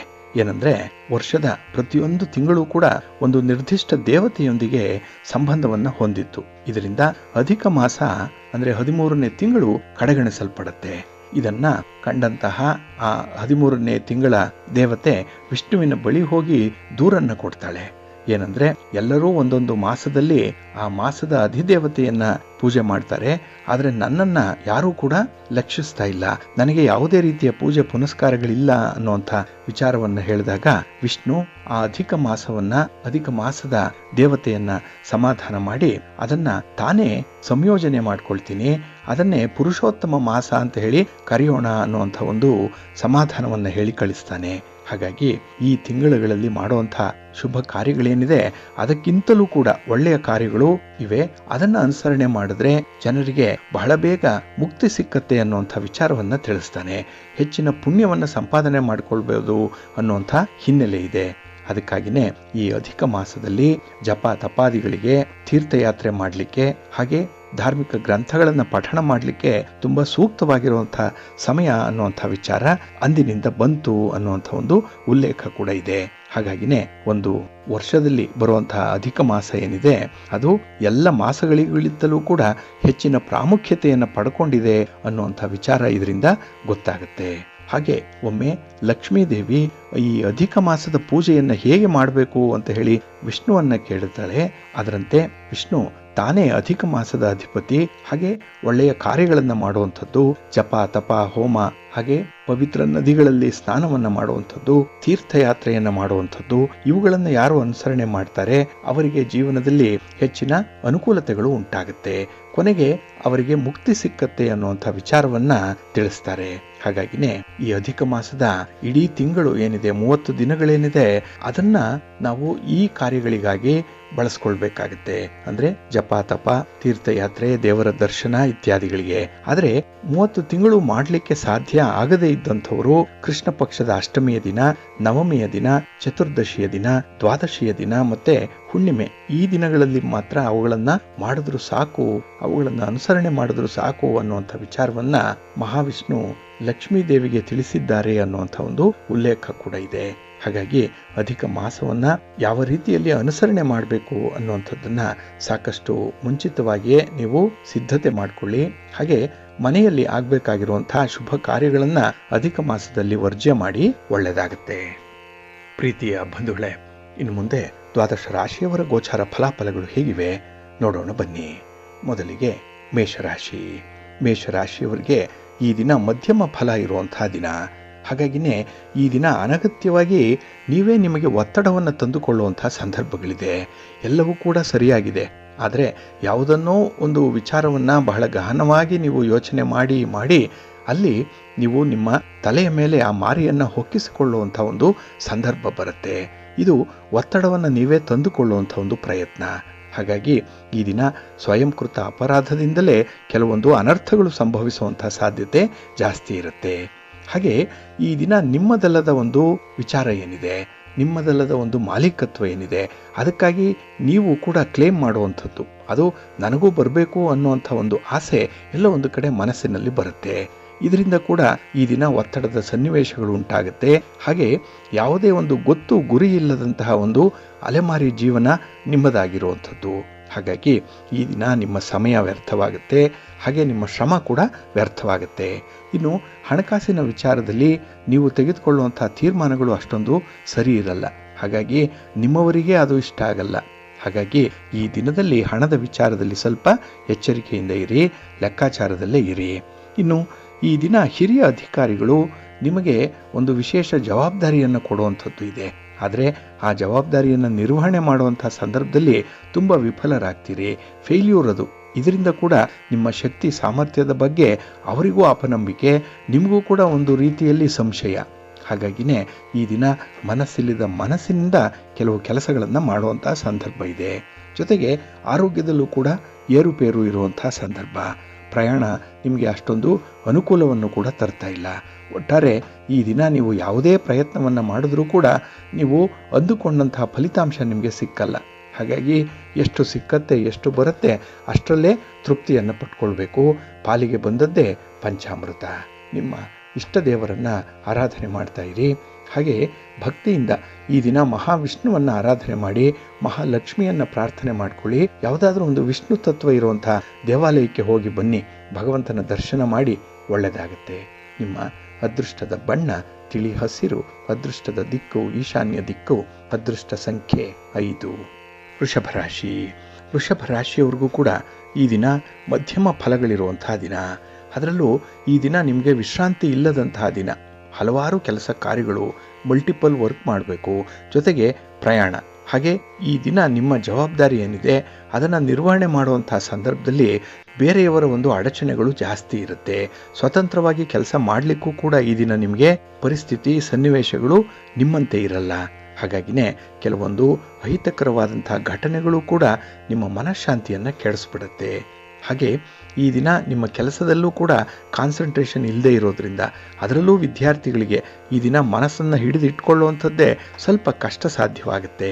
ಹಾಗಾಗಿನೇ ಕೆಲಸದ ಮೇಲೆ ನಿಗಾ ಇಲ್ಲದೆ ಇರೋದ್ರಿಂದ ಕೆಲಸದ ಫಲಿತಾಂಶ ಕೂಡ ಎಡವಟ್ಟಾಗುತ್ತೆ. ಹಾಗೆ ಅಲ್ಲಿ ಕೆಲವೊಂದು ಅವಘಡಗಳು ಸಂಭವಿಸುವಂಥ ಸಾಧ್ಯತೆ ಕೂಡ ಇದೆ. ವಾಹನ ಇರಲಿ, ಹರಿತವಾದಂತಹ ವಸ್ತುಗಳನ್ನು ಉಪಯೋಗಿಸುವಂಥ ಸಂದರ್ಭ ಆಗಲಿ, ವಿದ್ಯುತ್ ಉಪಕರಣಗಳಿಂದಲಾಗಲಿ ಈ ದಿನ ಸ್ವಲ್ಪ ಎಡವಟ್ಟಾಗುತ್ತೆ, ಜಾಗ್ರತೆ. ಇನ್ನು ಈ ದಿನ ದಕ್ಷಿಣ ದಿಕ್ಕಿಗೆ ಪ್ರಯಾಣ ಮಾಡಬೇಕು ಅನ್ನುವಂಥವ್ರು, ವ್ಯಾಪಾರ ವ್ಯವಹಾರಗಳನ್ನು ಆ ದಿಕ್ಕಿನಿಂದಲೇ ಆರಂಭ ಮಾಡಲೇಬೇಕು ಅನ್ನುವಂಥವ್ರು ಸ್ವಲ್ಪ ಎಚ್ಚರಿಕೆಯಿಂದ ಮಾಡಿ. ನಿಮಗೆ ಯಾವುದೇ ರೀತಿಯ ಅನುಕೂಲತೆಗಳು ನಿಮ್ಮ ವ್ಯಾಪಾರಿ ಸಂಬಂಧವಾದಂತಹ ಪ್ರಯಾಣದಿಂದ ನಿಮಗೆ ಸಿಕ್ಕಲ್ಲ. ಇನ್ನು ಈ ದಿನ ಖರ್ಚು ಮಾಡುವಂತಹ ಸಂದರ್ಭದಲ್ಲಿ ಅದರ ಲೆಕ್ಕ ನಿಮಗೆ ಜ್ಞಾಪಕ ಇರಬೇಕು, ಲೆಕ್ಕಾಚಾರದಲ್ಲಿ ಇರಬೇಕು. ತಿಪ್ಪೆಗೆ ಹಾಕಿದ್ರೂ ಕೂಡ ಲೆಕ್ಕ ಬರೆದಿಟ್ಟೇ ಹಾಕಬೇಕು ಅಂತ ಹೇಳಿ ಹಿರಿಯರು ಹೇಳ್ತಾರೆ. ಆ ರೀತಿಯಲ್ಲಿ ಈ ಹಣಕಾಸಿನ ವಹಿವಾಟನ್ನು ನಿರ್ವಹಣೆ ಮಾಡಬೇಕಾಗತ್ತೆ. ಇನ್ನು ಈ ದಿನದಲ್ಲಿ ವಿದ್ಯಾರ್ಥಿಗಳು ನಿಮ್ಮ ವಿದ್ಯಾಭ್ಯಾಸದ ಕಡೆ ಹೆಚ್ಚಿನ ಗಮನವನ್ನು ಕೊಡಬೇಕು. ಹಾಗೆ ತಂದೆ ತಾಯಿಯಂದರೂ ಕೂಡ ನಿಮ್ಮ ಮಕ್ಕಳ ವಿದ್ಯಾಭ್ಯಾಸವನ್ನು ನೋಡಬೇಕು, ಅವರ ಚಲನವಲನಗಳನ್ನು ಗಮನಿಸುವಂಥ ಒಂದು ಸಂದರ್ಭ ಈ ದಿನ ನಿಮಗೆ ಬಂದಿದೆ. ಇನ್ನು ಬಂಧು ಮಿತ್ರರಿಂದ ಕೂಡ ನಿಮಗೆ ಅಷ್ಟೊಂದು ಅನುಕೂಲ ಇಲ್ಲ. ಸಮಯಕ್ಕೆ ಸರಿಯಾಗಿ ಕೈ ಅಂಥವರೇ ನಿಮ್ಮ ಸುತ್ತಮುತ್ತ ಇರುವಂಥವರು, ಹಿತಶತ್ರುಗಳ ರೂಪದಲ್ಲಿರುವಂಥವರು. ಸ್ವಲ್ಪ ಎಚ್ಚರಿಕೆಯಿಂದ ಇರಿ. ಇನ್ನು ಈ ದಿನ ನಿಮ್ಮ ಮಾತಿನಿಂದ ಕೆಲವೊಂದು ಅನರ್ಥಗಳು ಉಂಟಾಗುತ್ತೆ. ಸ್ವಲ್ಪ ಅಗತ್ಯ ಇರುವ ಕಡೆ ಮೌನವಾಗಿರುವಂಥದ್ದೇ ಉತ್ತಮ. ನಿಮ್ಮ ಮನೆ ದೇವರನ್ನು ಸ್ಮರಣೆ ಮಾಡ್ತಾ ಇರಿ. ಹಾಗೆ ಭಕ್ತಿಯಿಂದ ಈ ದಿನ ಆಂಜನೇಯ ಸ್ತೋತ್ರವನ್ನು ಹೇಳ್ಕೊಳ್ಳಿ, ಹನುಮಾನ್ ಚಾಲೀಸನ್ನು ಹೇಳ್ಕೊಳ್ಳಿ, ಒಳ್ಳೆಯದಾಗತ್ತೆ. ನಿಮ್ಮ ಅದೃಷ್ಟದ ಬಣ್ಣ ಕೇಸರಿ, ಅದೃಷ್ಟದ ದಿಕ್ಕು ಪೂರ್ವ ದಿಕ್ಕು, ಅದೃಷ್ಟ ಸಂಖ್ಯೆ 3. ಮಿಥುನ ರಾಶಿ. ಮಿಥುನ ರಾಶಿಯವರಿಗೆ ಈ ದಿನ ಶುಭ ಫಲಗಳಿರುವಂತಹ ದಿನ. ಅದರಲ್ಲೂ ಈ ದಿನ ಬಹಳ ಕಾಲದಿಂದ ನಿಮಗೆ ಸಮಸ್ಯೆ ಅಂತ ಹೇಳಿ ಅನ್ನಿಸ್ಕೊಳ್ತಾ ಇದ್ದಂಥ ಒಂದು ಸನ್ನಿವೇಶ ಈ ದಿನ ತಿಳಿಯಾಗುತ್ತೆ. ನೀವು ಪ್ರಯತ್ನ ಮಾಡಿದಂತೆ, ನಿಮ್ಮ ಮನಸ್ಸಿನಂತೆ, ನಿಮ್ಮ ಒಂದು ಯೋಜಿತ ಗುರಿಯಂತೆ ಕೆಲಸಗಳು ಮುಂದುವರಿಯುತ್ತೆ. ಹಾಗಾಗಿನೇ ಈ ದಿನ ನಿಮಗೆ ಸಂತೋಷದ ದಿನ. ಜೊತೆಗೆ ಈ ದಿನ ನಿಮಗೆ ಓಡಾಟ ಇದೆ, ಮಾನಸಿಕವಾಗಿ ಸ್ವಲ್ಪ ಒತ್ತಡ ಇರ್ಬೋದು, ಆದರೂ ಕೂಡ ಭಾಳ ಲವಲವಿಕೆಯಿಂದ ಅದನ್ನು ದಬಾಯಿಸ್ತೀರಿ. ಇನ್ನು ಈ ದಿನದಲ್ಲಿ ನಿಮ್ಮ ಆತ್ಮವಿಶ್ವಾಸ ನಿಮ್ಮ ವ್ಯಾಪಾರ ವ್ಯವಹಾರಗಳಲ್ಲಿ, ನಿಮ್ಮ ಕೆಲಸ ಕಾರ್ಯಗಳಲ್ಲಿ ಜಯವನ್ನು ಸಾಧಿಸಲಿಕ್ಕೆ ಸಹಾಯಕವಾಗಿರುತ್ತೆ. ಹಾಗಾಗಿನೇ ಧೈರ್ಯ ಯಾವತ್ತೂ ಇರಬೇಕು. ಧೈರ್ಯ ಇದ್ದವರು ಎಂದೂ ಕೂಡ ಸೋಲಲ್ಲ ಅನ್ನುವಂಥದ್ದಕ್ಕೆ ಉದಾಹರಣೆ ಈ ದಿನ ನೀವೇ ಆಗಿರ್ತೀರಿ. ಇನ್ನು ಈ ದಿನ ಕುಟುಂಬಕ್ಕೆ ನೀವು ಮಾಡುವಂತಹ ಕೆಲವೊಂದು ಕೊಡುಗೆಗಳಿರ್ಬೋದು, ಕುಟುಂಬಕ್ಕಾಗಿ ಮಾಡುವಂತಹ ಕೆಲವೊಂದು ತೀರ್ಮಾನಗಳಿರ್ಬೋದು, ಇದು ಎಲ್ಲರಿಗೂ ಕೂಡ ಇಷ್ಟ ಆಗುತ್ತೆ. ಹಾಗೆ ಕುಟುಂಬಕ್ಕೆ ಈ ದಿನ ನೀವು ಸ್ವಲ್ಪ ಕ್ವಾಲಿಟಿ ಟೈಮನ್ನು ಕೊಡೋದ್ರಿಂದ ಕೂಡ ಕುಟುಂಬಸ್ಥರಿಗೆ ಸಂತೋಷ ಆಗುತ್ತೆ. ಆದರೆ ಈ ದಿನ ಹಳೆಯ ವಿಚಾರಗಳೇನಿದೆ ಅಥವಾ ನಿಮ್ಮ ಮನಸ್ಸನ್ನು ಘಾಸಿಗೊಳಿಸುವಂಥ ವಿಚಾರಗಳು ಮತ್ತೆ ಮರುಕಳಿಸುವಂಥ ಸಾಧ್ಯತೆಗಳಿರುತ್ತೆ. ಸ್ವಲ್ಪ ಎಚ್ಚರಿಕೆಯಿಂದ ಇರಿ. ಯಾವುದೇ ವಿಚಾರವನ್ನು ಕೂಡ ಪೋಸ್ಟ್ ಮಾರ್ಟಮ್ ಮಾಡಲಿಕ್ಕೆ ಹೋಗಬೇಡಿ. ಇನ್ನು ಈ ದಿನ ಪ್ರಭಾವಿ ವ್ಯಕ್ತಿಗಳ ಜೊತೆ ಒಂದು ಸಂಪರ್ಕ ಅಥವಾ ಒಂದು ಸಂವಹನ ಇರುವಂತಹ ಸಂದರ್ಭದಲ್ಲಿ ಸ್ವಲ್ಪ ಜಾಗ್ರತೆ. ಏಕೆಂದರೆ ಅತಿಯಾದಂತಹ ಮಾತು ಕೂಡ ನಿಮ್ಮ ಮುಂದಿನ ಕೆಲಸ ಕಾರ್ಯಗಳಿಗೆ ವಿಘ್ನಗಳನ್ನು ತರಬಹುದು. ಸ್ವಲ್ಪ ಎಚ್ಚರಿಕೆಯಿಂದ ಇರಿ. ಇನ್ನು ಈ ದಿನ ಗ್ರಹಗತಿಗಳು ನಿಮಗೆ ತುಂಬ ಅನುಕೂಲಕರವಾಗಿರೋದ್ರಿಂದ ಕಾರ್ಯ ಸಾಧನೆ ಮಾಡಲಿಕ್ಕೆ ಒಳ್ಳೆಯ ಅವಕಾಶಗಳು ಸಿಕ್ಕತ್ತೆ. ಅದನ್ನು ಸದುಪಯೋಗ ಮಾಡಿಕೊಂಡ್ರೆ ಈ ದಿನ ನಿಮ್ಮ ವ್ಯಾಪಾರದಲ್ಲಿ ವ್ಯವಹಾರದಲ್ಲಿ ಹೆಚ್ಚಿನ ಲಾಭ ಜೊತೆಗೆ ಅನುಕೂಲ ಸಿಕ್ಕತ್ತೆ. ಇನ್ನು ಈ ದಿನ ಮಾನಸಿಕ ಶಾಂತಿಯನ್ನು ಕಾಪಾಡಿಕೊಳ್ಳುವಂಥದ್ದು ಬಹಳ ಮುಖ್ಯ. ನೀವೆಲ್ಲ ಮಾಡುವಂಥದ್ದು ಮಾನಸಿಕ ಆರೋಗ್ಯಕ್ಕಾಗಿ, ಅದು ಬಹಳ ಮುಖ್ಯ. ಅದರ ಕಡೆ ಸ್ವಲ್ಪ ಗಮನ ಕೊಡಿ. ಮನಸ್ಸಿಗೆ ಬೇಕಾದಂಥ ಮೇವನ್ನು ಈ ದಿನ ಕೊಡಿ. ಅಂದರೆ ಯೋಗ, ಧ್ಯಾನ, ಪ್ರಾಣಾಯಾಮ, ಭಗವಂತನ ಚಿಂತನೆ, ಹಾಗೆ ಸದ್ವಿಚಾರಗಳು, ತೀರ್ಥಯಾತ್ರೆ, ದೇವಾಲಯ ದರ್ಶನ ಇತ್ಯಾದಿಗಳ ಕಡೆ ಸ್ವಲ್ಪ ಗಮನ ಕೊಡಿ. ಆ ಓರಿಯೆಂಟೇಷನ್ ಇರಲಿ, ಒಳ್ಳೆಯದಾಗುತ್ತೆ. ನಿಮ್ಮ ಮನೆ ದೇವರನ್ನು ಸ್ಮರಣೆ ಮಾಡ್ತಾ ಇರಿ. ಹಾಗೆ ಭಕ್ತಿಯಿಂದ ಈ ದಿನ ವಿಷ್ಣು ಸ್ತೋತ್ರವನ್ನು ಹೇಳ್ಕೊಳ್ಳಿ, ವಿಷ್ಣು ಸಹಸ್ರನಾಮ ಹೇಳ್ಕೊಳ್ಳಿ. ಹಾಗೆ ಶ್ರೀ ಲಕ್ಷ್ಮೀ ನರಸಿಂಹಸ್ವಾಮಿಯ ದರ್ಶನ ಮಾಡ್ಕೊಳ್ಳಿ, ಒಳ್ಳೆಯದಾಗುತ್ತೆ.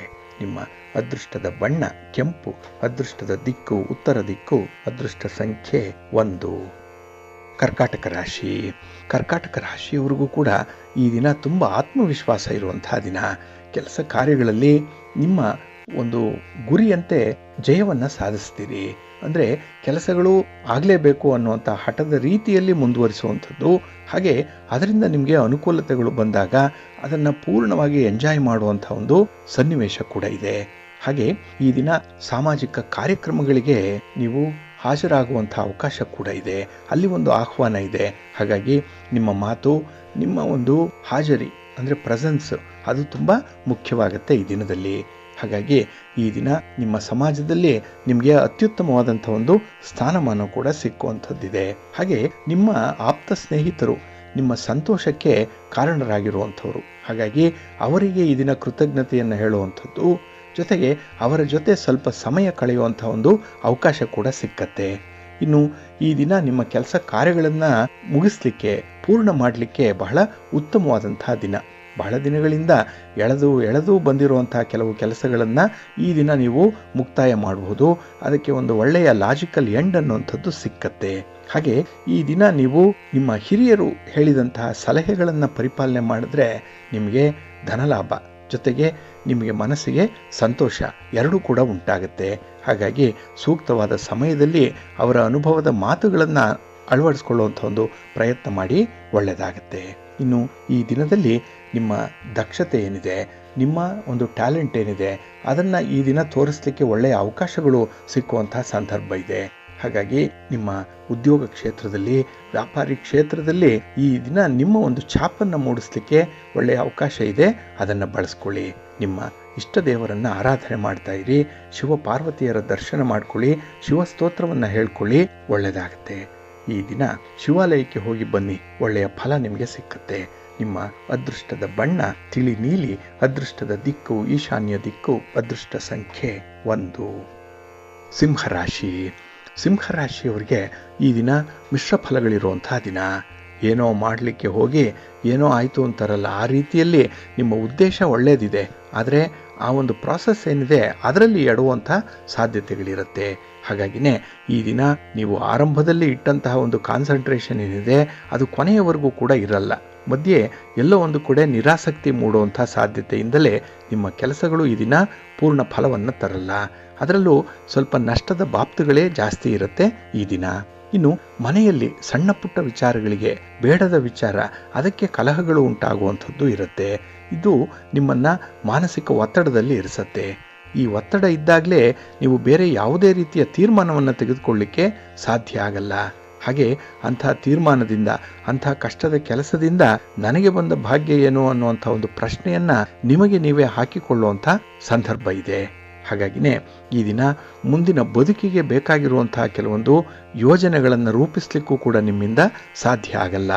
ಹಾಗಾಗಿ ಈ ದಿನ ನೀವು ಹೆಚ್ಚು ಪ್ರೀತಿಸುವಂಥ ವ್ಯಕ್ತಿಯನ್ನು ಕೂಡ ನೋಯಿಸ್ತೀರಿ ನಿಮ್ಮ ಕಟುವಾದ ಮಾತುಗಳಿಂದ. ಇದರಿಂದ ಕೂಡ ನಿಮಗೆ ಅವರ ಸಪೋರ್ಟ್ ಸಿಕ್ಕಲ್ಲ. ಎಲ್ಲೋ ಒಂದು ಕಡೆ ಈ ಸಮಾಜದಲ್ಲಿ, ಈ ಕುಟುಂಬದಲ್ಲಿ ನಾನು ಒಂಟಿ ಆಗ್ತಾ ಇದ್ದೇನೆ, ನನ್ನನ್ನು ಯಾರೂ ಗಮನಿಸ್ತಾ ಇಲ್ಲ ಅನ್ನುವಂಥ ಭಾವನೆ ಈ ದಿನ ಬರಬಹುದು. ಆದರೆ ಬೇರೆ ದಿನಗಳಲ್ಲಿ ನೀವೇ ನಾಯಕರು, ನೀವೇ ಮುಂಚೂಣಿಯಲ್ಲಿರ್ತೀರಿ, ನೀವೇ ಕುಟುಂಬವನ್ನು ಮುನ್ನಡೆಸುವಂಥವ್ರು, ನಿಮ್ಮಿಂದಲೇ ಕುಟುಂಬಸ್ಥರಿಗೆ ಸಂತೋಷ, ಆ ಸಂದರ್ಭ ಇದೆ. ಆದರೆ ಇಂತಹ ಒಂದು ಅಸಹನೀಯವಾದಂತಹ ಒಂದು ಸನ್ನಿವೇಶ ಕೂಡ ಇರುತ್ತೆ. ಹಾಗಾಗಿ ನೀವು ಯಾವತ್ತೂ ಕೂಡ ಎಕ್ಸ್ಟ್ರೀಮ್ ಎಂಡ್ಸಲ್ಲಿ ಇರುವಂಥವ್ರು. ಆದರೆ ಇಲ್ಲಿ ಸ್ವಲ್ಪ ಸಮತೋಲನವನ್ನು ಕಾಯ್ದುಕೊಳ್ಳುವಂಥದ್ದು ತುಂಬ ಉತ್ತಮ. ಹಾಗೆ ನಿಮ್ಮ ಕಾರ್ಯ ಸಾಧನೆಗಾಗಿ ಈ ದಿನ ನಿಮ್ಮ ಹಿರಿಯರ ಸಲಹೆಯನ್ನು ಪಡ್ಕೊಂಡು ಮುಂದುವರಿರಿ. ನಿಮ್ಮ ಮನೆ ದೇವರನ್ನು ಸ್ಮರಣೆ ಮಾಡ್ತಾ ಇರಿ. ಹಾಗೆ ಭಕ್ತಿಯಿಂದ ಈ ದಿನ ದುರ್ಗಾ ಸ್ತುತಿಯನ್ನು ಮಾಡಿ. ಪಾರ್ವತಿ ಅಮ್ಮನವರ ದರ್ಶನ ನಿಮಗೆ ವಿಶೇಷ ಬಲವನ್ನು ತರುತ್ತೆ, ಒಳ್ಳೆಯದಾಗತ್ತೆ. ನಿಮ್ಮ ಅದೃಷ್ಟದ ಬಣ್ಣ ತಿಳಿ ಹಸಿರು, ಅದೃಷ್ಟದ ದಿಕ್ಕು ಈಶಾನ್ಯ ದಿಕ್ಕು, ಅದೃಷ್ಟ ಸಂಖ್ಯೆ 2. ಕನ್ಯಾ ರಾಶಿ. ಕನ್ಯಾ ರಾಶಿಯವರಿಗೂ ಕೂಡ ಈ ದಿನ ಮಿಶ್ರ ಫಲಗಳಿರುವಂತಹ ದಿನ. ಅದರಲ್ಲೂ ಈ ದಿನ ಅನಿರೀಕ್ಷಿತವಾಗಿ ನಿಮ್ಮ ಜೀವನದಲ್ಲಿ ಏರುಪೇರುಗಳು ಉಂಟಾಗುವಂಥದ್ದು ಇದೆ. ನೀವು ಅಂದುಕೊಂಡದ್ದೇ ಒಂದು, ಆದರೆ ಅಲ್ಲಿ ಘಟಿಸ್ತಾ ಇರುವಂಥದ್ದೇ ಮತ್ತೊಂದು. ಇದರಿಂದ ನಿಮಗೆ ವಿಚಿತ್ರವಾದಂತಹ ಒಂದು ಅನುಭವಗಳು ಉಂಟಾಗುವಂತಹ ಸಂದರ್ಭ ಇದೆ. ಹಾಗೆ ಈ ದಿನ ಪ್ರತಿಯೊಂದು ಕೆಲಸಕ್ಕೂ ಕೂಡ ತುಂಬ ಶ್ರಮ ಪಡಲೇಬೇಕು. ಸುಲಭವಾಗಿ ಯಾವುದೂ ಆಗಲ್ಲ, ಉಚಿತವಾಗಿ ಯಾವುದೂ ನಿಮಗೆ ಸಿಕ್ಕಲ್ಲ. ಹಾಗಾಗಿ ಈ ದಿನ ಹೆಚ್ಚಿನ ಜವಾಬ್ದಾರಿ ಇರುತ್ತೆ, ಕಾರ್ಯಭಾರದ ಒತ್ತಡ ಇರುತ್ತೆ. ಇದನ್ನು ಎದುರಿಸಬೇಕು ಅಂದರೆ ಸ್ವಲ್ಪ ಧೈರ್ಯ ಬೇಕು, ಸ್ವಲ್ಪ ಆತ್ಮವಿಶ್ವಾಸ ಬೇಕು. ಆದರೆ ಇವೆರಡೂ ಕೂಡ ನಿಮ್ಮಲ್ಲಿ ಕಡಿಮೆ ಇದೆ. ನಿಮ್ಮ ಬತ್ತಳಿಕೆಯಲ್ಲಿ ಈ ಒಂದು ಬಾಣಗಳಿಲ್ಲ. ಅದನ್ನು ಹೇಗಾದರೂ ಮಾಡಿ ನೀವು ಈ ದಿನ ಹೊಂದಿಕೊಳ್ಬೇಕಾಗತ್ತೆ. ಹಾಗಾಗಿನೇ ಅಂಥ ಒಂದು ಪ್ರಯತ್ನವನ್ನು ಮುಂದುವರಿಸಿ, ಒಳ್ಳೆಯದಾಗತ್ತೆ. ಇನ್ನು ಈ ದಿನ ನಿಮ್ಮದಲ್ಲದ ತಪ್ಪಿಗೆ ಒಂದು ಶಿಕ್ಷೆಯನ್ನು ಅನುಭವಿಸುವಂಥ ಸಂದರ್ಭ. ಒಂದು ಪುಟ್ಟ ಶಿಕ್ಷೆ, ಮನಸ್ಸಿಗೆ ನೋವಾಗುತ್ತೆ, ಬೇಸರ ಆಗುತ್ತೆ. ಆದರೂ ಕೂಡ ಅದನ್ನು ವಿಧಿ ಇಲ್ಲದೆ ನೀವು ಅನುಭವಿಸಬೇಕಾಗತ್ತೆ. ಯಾಕೆ ಅಂತ ಹೇಳಿದ್ರೆ, ಕೆಲವು ವಿರೋಧಿಗಳ ಒಂದು ಮರ್ಮ ಏನಿದೆ, ಅವರ ಒಂದು ರಹಸ್ಯ ಕಾರ್ಯಾಚರಣೆ ನಿಮ್ಮನ್ನು ಈ ಒಂದು ಸ್ಥಾನದಲ್ಲಿಟ್ಟಿದೆ. ಈ ದಿನ ಸ್ವಲ್ಪ ಎಚ್ಚರಿಕೆಯಿಂದ ಇರಿ. ಇನ್ನು ವಿಶೇಷವಾಗಿ ಯಾವುದೇ ಒಂದು ಸಂದರ್ಭದಲ್ಲೂ ಕೂಡ ನೀವು ತೆಗೆದುಕೊಂಡಂತಹ ತೀರ್ಮಾನಕ್ಕೆ ಬದ್ಧರಾಗಿರಬೇಕು. ಹಾಗಾಗಿ ನಿಮ್ಮ ತೀರ್ಮಾನವನ್ನು ಬದಲಾಯಿಸಲಿಕ್ಕೆ ಹೋಗಬೇಡಿ. ಇನ್ನು ವಿಶೇಷತೆ ಅಂತ ಹೇಳಿದ್ರೆ, ನಿಮ್ಮ ಸ್ನೇಹಿತರೊಬ್ಬರಿಂದ ಈ ದಿನ ನಿಮಗೆ ಅನುಕೂಲ ಆಗುತ್ತೆ. ಕಷ್ಟದ ಸಮಯದಲ್ಲಿ ಅವರು ನಿಮ್ಮನ್ನು ಕೈ ಹಿಡಿತಾರೆ. ಹಾಗಾಗಿ ಕಷ್ಟದಲ್ಲೂ ಕೂಡ ನಿಮಗೆ ಅನುಕೂಲವನ್ನು ತರುವಂತಹ ಒಂದು ವ್ಯವಸ್ಥೆ ಭಗವಂತ ಮಾಡಿದ್ದಾನೆ ಅನ್ನುವಂಥ ಒಂದು ಮನಸ್ಸಿಗೆ ಈ ದಿನ ನಿಮಗೆ ರಿಯಲೈಸ್ ಆಗುವಂಥದ್ದು ಇದೆ. ಹಾಗಾಗಿ ಈ ದಿನ ನೀವು ಹೆಚ್ಚು ಅನುಭವಿಸಿದಷ್ಟು ಕೂಡ ಒಳ್ಳೆಯ ಫಲಗಳನ್ನು ಪಡ್ಕೊಳ್ಳಿಕ್ಕೆ ಅವಕಾಶಗಳು ನಿಮಗೆ ಸಿಕ್ಕತ್ತೆ. ಮುಂದೆ ನಿಮ್ಮ ಮನೆ ದೇವರನ್ನ ಸ್ಮರಣೆ ಮಾಡ್ಕೊಳ್ಳಿ. ಹಾಗೆ ಶ್ರೀರಾಮ ರಕ್ಷಾ ಸ್ತೋತ್ರವನ್ನು ಹೇಳ್ಕೊಳ್ಳಿ. ರಾಮನಾಮ ಜಪ ಮಾಡಿ. ಈ ದಿನ ಒಳ್ಳೆಯದಾಗುತ್ತೆ. ನಿಮ್ಮ ಅದೃಷ್ಟದ ಬಣ್ಣ ಬಿಳುಪು, ಅದೃಷ್ಟದ ದಿಕ್ಕು ಈಶಾನ್ಯ ದಿಕ್ಕು, ಅದೃಷ್ಟ ಸಂಖ್ಯೆ 4. ತುಲಾರಾಶಿ. ತುಲಾರಾಶಿಯವರಿಗೆ ಈ ದಿನ ತುಂಬ ಪ್ರಯೋಜನಕಾರಿಯಾಗಿರುವಂತಹ ದಿನ. ನಿಮ್ಮ ಕೆಲಸ ಕಾರ್ಯಗಳಲ್ಲಿ ನಿಮಗೆ ತೃಪ್ತಿ ಇದೆ. ನೀವು ಏನು ಮಾಡ್ತೀರೋ ಅಷ್ಟೇ ಸಾಕು, ಸಂತೃಪ್ತಿಯ ಜೀವನ ಇರುತ್ತೆ. ಇನ್ನು ಈ ದಿನ ಗ್ರಹ ಸ್ಥಾನಗಳು ಕೂಡ ನಿಮಗೆ ಅನುಕೂಲಕರವಾಗಿರೋದ್ರಿಂದ ನಿಮ್ಮ ಪ್ರಯತ್ನಗಳು ನಿಮಗೆ ಗೊತ್ತಿದೆ. ಯಾವ ಸಂದರ್ಭದಲ್ಲಿ ಆರಂಭ ಮಾಡಬೇಕು, ಯಾರಿಂದ ಯಾವ ರೀತಿಯ ಅನುಕೂಲತೆ ಇದೆ, ಮತ್ತು ಈ ಲಾಭಾಂಶವನ್ನು ಹೇಗೆ ಅನುಭವಿಸಬೇಕು ಅನ್ನುವಂಥ ಎಲ್ಲ ವಿಚಾರಗಳಲ್ಲೂ ಕೂಡ ಬಹಳ ಪ್ರಾಕ್ಟಿಕಲ್ ಆಗಿ ಯೋಚನೆ ಮಾಡಿದ್ದೀರಿ. ಹಾಗಾಗಿ ಈ ದಿನ ನಿಮ್ಮ ಕಾರ್ಯ ಸಾಧನೆಗೆ ಬಹಳ ವಿಶೇಷವಾದಂಥ ಫಲಗಳು ಕೂಡ ಸಿಕ್ಕತ್ತೆ. ಹಾಗೆ ಈ ದಿನ ನಿಮ್ಮ ಒಂದು ತೀರ್ಮಾನಗಳೇನಿದೆ ಅದು ತುಂಬ ದೂರದೃಷ್ಟಿ ಉಳ್ಳಂಥದ್ದು, ನಾಳೆಗಾಗಿ ಇರುವಂಥದ್ದು, ಭವಿಷ್ಯವನ್ನು ಆಧರಿಸಿರುವಂಥದ್ದು. ಹಾಗಾಗಿನೇ ಪ್ರತಿಯೊಬ್ಬರಿಗೂ ಕೂಡ ಈ ದಿನ ನೀವು ತೆಗೆದುಕೊಂಡಂಥ ತೀರ್ಮಾನ ಇಷ್ಟ ಆಗುತ್ತೆ. ಇನ್ನು ಈ ದಿನ ಮೇಲಧಿಕಾರಿಗಳು ಕೂಡ ನಿಮ್ಮ ಕೆಲಸ ಕಾರ್ಯಗಳನ್ನು ಪ್ರಶಂಸಿಸ್ತಾರೆ. ಅವ್ರಿಗೂ ಕೂಡ ಇಷ್ಟ ಆಗುತ್ತೆ. ಅವರ ಮಾರ್ಗದರ್ಶನದಲ್ಲಿ ನಡೆಯುವಂಥ ಒಂದು ಪ್ರಯತ್ನ ಮಾಡಿ, ಒಳ್ಳೆಯದಾಗುತ್ತೆ. ಇನ್ನು ಈ ದಿನದಲ್ಲಿ ನಿಮ್ಮನ್ನು ದಿಕ್ಕು ತಪ್ಪಿಸುವಂತಹ ಹಿತಶತ್ರುಗಳು ಕೂಡ ನಿಮ್ಮ ಸುತ್ತಮುತ್ತ ಇಲ್ಲದೇ ಇಲ್ಲ. ಹಾಗಾಗಿ ಅವರ ಮಾತಿನಿಂದ ಕೆಲವೊಮ್ಮೆ ನೀವು ತಪ್ಪು ನಿರ್ಧಾರಗಳನ್ನು ಕೈಗೊಳ್ಳುವಂಥದ್ದು ಇದೆ, ತಪ್ಪು ಆಲೋಚನೆಗಳು ಬರುವಂಥ ಸಾಧ್ಯತೆಗಳು ಕೂಡ ಇದೆ. ಆದರೆ ಬಹಳ ಬೇಗ ರಿಯಲೈಸ್ ಮಾಡ್ಕೊಳ್ತೀರಿ ಇದು ಅಷ್ಟೊಂದು ಒಳ್ಳೆಯದಲ್ಲ ಅನ್ನುವಂಥ ವಿಚಾರ. ಆದರೆ ಕೆಲವೊಮ್ಮೆ ಕಾಲ ಮಿಂಚಿ ಹೋಗಿರುತ್ತೆ, ಅಲ್ಲಿ ಅಲ್ಪ ಸ್ವಲ್ಪ ತೊಂದರೆಗಳನ್ನು ಎದುರಿಸುವಂಥ ಸಂದರ್ಭ ಕೂಡ ಬರಬಹುದು ಈ ದಿನ. ಹಾಗಾಗಿ ನಿಮ್ಮ ಅದೃಷ್ಟವನ್ನು ಪರೀಕ್ಷೆ ಮಾಡಲಿಕ್ಕೆ ಹೋಗಬೇಡಿ ಈ ದಿನ. ಇನ್ನು ಕೆಲವೊಂದು ಸಮಸ್ಯೆಗಳು, ಎಲ್ಲೋ ಒಂದು ಕಡೆ ರಾಜಿ ಸೂತ್ರಕ್ಕೆ ಬರುವಂಥದ್ದು ಕೂಡ ಇದೆ. ಎಲ್ಲೋ out of the court settlement ಆಗುವಂತಹ ರೀತಿಯಲ್ಲಿ ಈ ದಿನ ಅಂಥ ವಿಚಾರಗಳು ಬಂದರೆ ಆದಷ್ಟು ಅದನ್ನು ನೀವು ಸ್ವಲ್ಪ ಹೊಂದಾಣಿಕೆಯ ಮೂಲಕ ಬಗೆಹರಿಸ್ಕೊಳ್ಳುವಂಥ ಒಂದು ಪ್ರಯತ್ನ ಮಾಡಿ. ಹಾಗಾಗಿ ಈ ದಿನ ನಿಮ್ಮ ಶಕ್ತಿಗಿಂತ ಯುಕ್ತಿಯೇ ಮೇಲೂ, ಅದರಿಂದ ಕಾರ್ಯ ಸಾಧನೆ ಆಗತ್ತೆ ಅನ್ನುವಂಥ ವಿಚಾರ ನಿಮಗೆ ಗೊತ್ತಾಗುತ್ತೆ. ಇದು ಸತ್ಯ ಅನ್ನುವಂಥ ಭಾವನೆ ಈ ದಿನ ನಿಮಗೆ ರೀಇನ್ಫೋರ್ಸ್ ಆಗುತ್ತೆ. ನಿಮ್ಮ ಇಷ್ಟ ದೇವರನ್ನ ಆರಾಧನೆ ಮಾಡ್ತಾ ಇರಿ. ಮಹಾಗಣಪತಿಯನ್ನ ಈ ದಿನ ಪ್ರಾರ್ಥನೆ ಮಾಡ್ಕೊಳ್ಳಿ, ಸ್ತೋತ್ರ ಹೇಳ್ಕೊಳ್ಳಿ, ದರ್ಶನ ಮಾಡ್ಕೊಳ್ಳಿ, ಒಳ್ಳೆಯದಾಗುತ್ತೆ. ನಿಮ್ಮ ಅದೃಷ್ಟದ ಬಣ್ಣ ಗುಲಾಬಿ, ಅದೃಷ್ಟದ ದಿಕ್ಕು ಪೂರ್ವ ದಿಕ್ಕು, ಅದೃಷ್ಟ ಸಂಖ್ಯೆ 1. ವೃಶ್ಚಿಕ ರಾಶಿ. ವೃಶ್ಚಿಕ ರಾಶಿಯವರಿಗೆ ಈ ದಿನ ನಿಮ್ಮ ಪ್ರಯತ್ನದಲ್ಲೇ ಹೆಚ್ಚು ತೊಡಗಿಸ್ಕೊಳ್ಳುವಂಥ ಸಾಧ್ಯತೆ ಇದೆ. ಅಂದರೆ ಒಂದು ಕೆಲಸ ಆಗಬೇಕು ಅಂದರೆ ಅದರಲ್ಲೇ ನೀವು ಇರಬೇಕು. ಆ ಕೆಲಸವನ್ನು ಬಿಟ್ಟು ಅತ್ತಿಂದಿತ್ತ ಕದಲಬಾರದು. ಅಂಥ ಒಂದು ಸನ್ನಿವೇಶ, ಅಂಥ ಒಂದು ಒತ್ತಡದ ಕೆಲಸ ಈ ದಿನ ನಿಮಗೆ ಬರುವಂಥದ್ದು ಕೂಡ ಇದೆ. ಇನ್ನು ಈ ದಿನ ನೀವು ಅಂದ್ಕೊಳ್ತೀರಿ ನಿಮ್ಮ ಒಂದು ಪ್ರತಿಭೆಗೆ ತಕ್ಕಂತಹ ಒಂದು ಜವಾಬ್ದಾರಿ ಸಿಕ್ಕಿದೆ ಅಂತ ಹೇಳಿ. ಆದರೆ ಅದರ ಹಿನ್ನೆಲೆಯಲ್ಲಿ ನೀವು ಹರಕೆಯ ಕುರಿಯಂತೆ ಇರುವಂಥ ಸಂದರ್ಭ ಇದೆ. ಇದನ್ನು ಆದಷ್ಟು ಬೇಗ ನೀವು ಅರ್ಥ ಮಾಡ್ಕೊಳ್ಬೇಕು. ಇನ್ನು ಈ ದಿನ ನಿಮ್ಮ ಕೆಲಸದ ಸಾಧನೆಗಾಗಲಿ, ನಿಮ್ಮ ಒಂದು ಕೆಲಸದಲ್ಲಿ ಒಂದು ಪ್ರೋಗ್ರೆಸ್ಸನ್ನು ತೋರಿಸ್ಲಿಕ್ಕಾಗಲಿ ನಿಮ್ಮ ಮೇಲಧಿಕಾರಿಗಳ ಸಹಕಾರ ತುಂಬ ಮುಖ್ಯ. ಆದರೆ ಅವರಿಂದ ನೀವು ನಿರೀಕ್ಷೆ ಮಾಡಿದಂಥದ್ದು ತುಂಬ ಆಗಿಬಿಡುತ್ತೆ. ಹಾಗಾಗಿ ಡಿಪೆಂಡೆನ್ಸಿ ಅನ್ನುವಂಥದ್ದು ಕೂಡ ಈ ದಿನ ನಿಮಗೆ ಹಿನ್ನಡೆಗೆ ಕಾರಣ ಆಗುವಂಥದ್ದು. ಇನ್ನು ಈ ದಿನ ಕೆಲವೊಂದು ದಾಖಲೆ ಪತ್ರಗಳಿಗೆ ಸಹಿ ಹಾಕುವಂಥ ಸಂದರ್ಭದಲ್ಲಿ ಸ್ವಲ್ಪ ಎಚ್ಚರಿಕೆಯಿಂದ ಇರಿ. ಯಾವುದೇ ಬೆಲೆ ಬಾಳುವ ವಸ್ತುವನ್ನು ನೀವು ಉಪಯೋಗಿಸುವಂಥ ಸಂದರ್ಭದಲ್ಲೂ ಕೂಡ ಸ್ವಲ್ಪ ಜಾಗ್ರತೆ. ಏಕೆಂದರೆ ಈ ದಿನ ಅಂಥ ವಸ್ತು ನಿಮ್ಮ ಕೈಜಾರಿ ಬೀಳುವಂಥದ್ದೋ ಅಥವಾ ನಿಮ್ಮಿಂದ ಕಣ್ಮರೆಯಾಗುವಂಥದ್ದೋ ಎಲ್ಲೋ ಇಟ್ಟು ಮರೆಯುವಂಥದ್ದೋ ಈ ದಿನ ಆಗುತ್ತೆ. ಇದರಿಂದ ನಿಮಗೆ ಅತಿ ಅಗತ್ಯವಾಗಿ ಬೇಕಾಗಿರುವಂಥ ಆ ವಸ್ತು ನಿಮಗೆ ಮರುಕ್ಷಣದಲ್ಲಿ ಇಲ್ಲದಂತಾಗ್ಬಿಡುತ್ತೆ.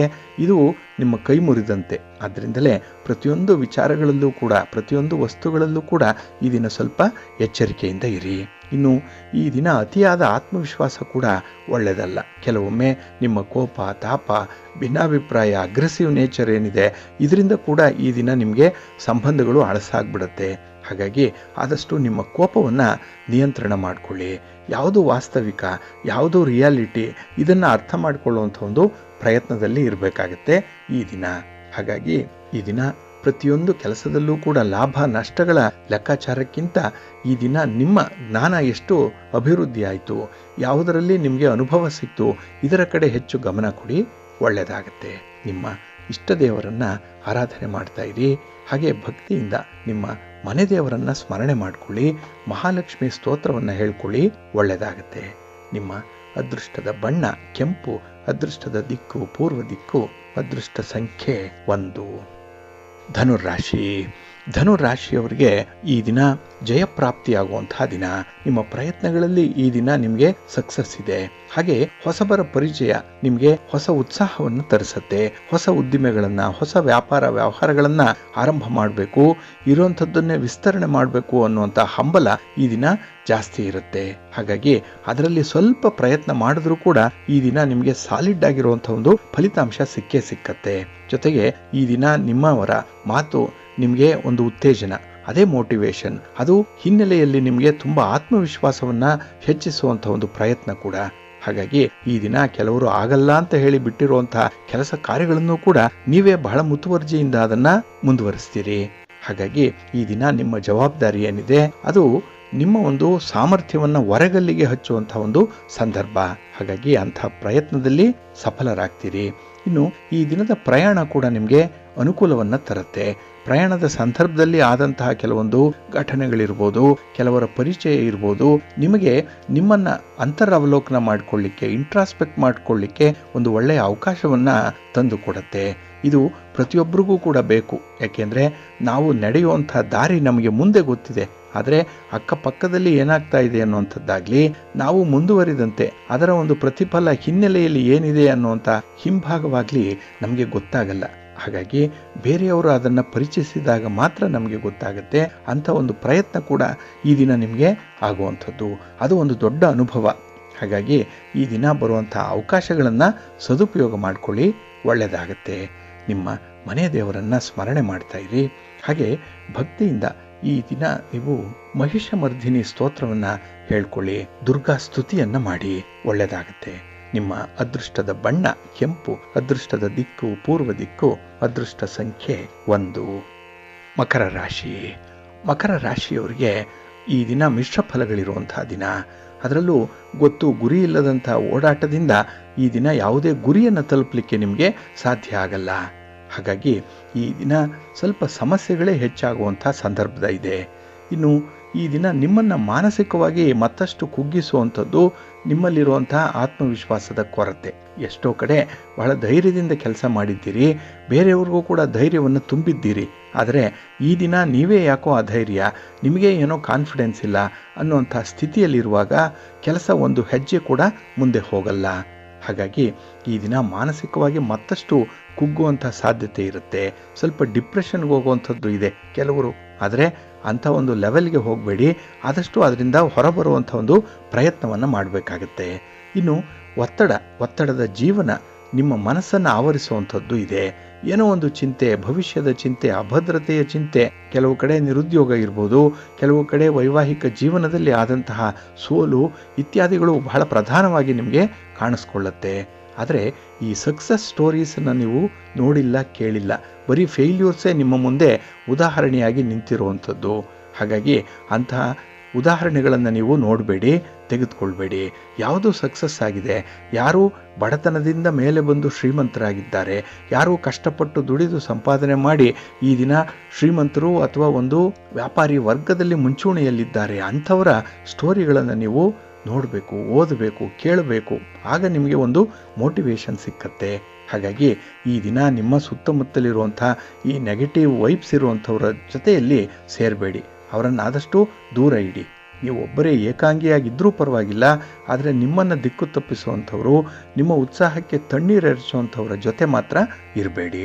ಇದನ್ನು ಕಡ್ಡಾಯವಾಗಿ ನೀವು ಪರಿಪಾಲನೆ ಮಾಡಬೇಕು. ಜೊತೆಗೆ ಈ ದಿನ ಹಣಕಾಸಿನ ವಿಚಾರದಲ್ಲಿ ಸ್ವಲ್ಪ ಎಚ್ಚರಿಕೆ.